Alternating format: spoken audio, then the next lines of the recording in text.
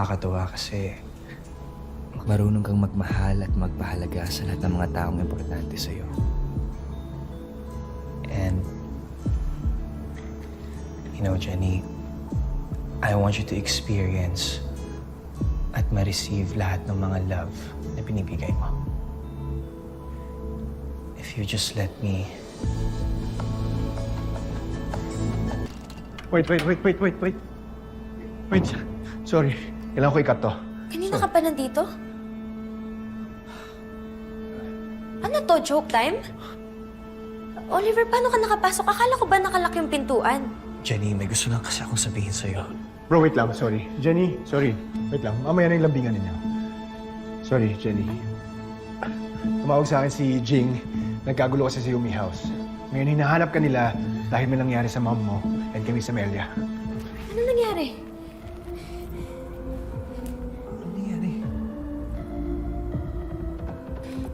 Jenny!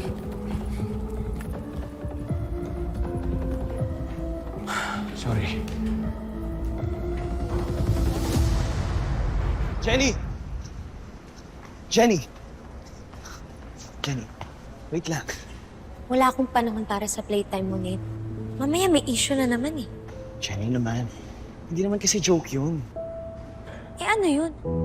Alam mo bang nag-alala talaga ako para sa'yo kanina? I know. What I did, it was so stupid. Pero ginawa ko lang yun kasi may gusto akong sabihin sa'yo.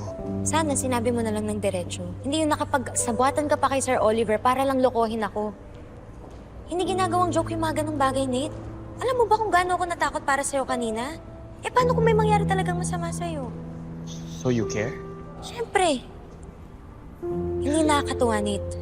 Dahil sa nangyaring to, nagpang-abot patuloy sila Nanay at Ma'am Amelia. Hindi sana mangyayari yon kung hindi dahil dito.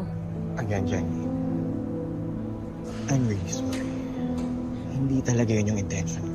Ano pang magagawa ng sorry mo? Huli na ang lahat.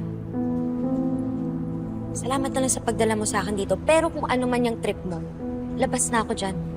Wala akong time para dyan.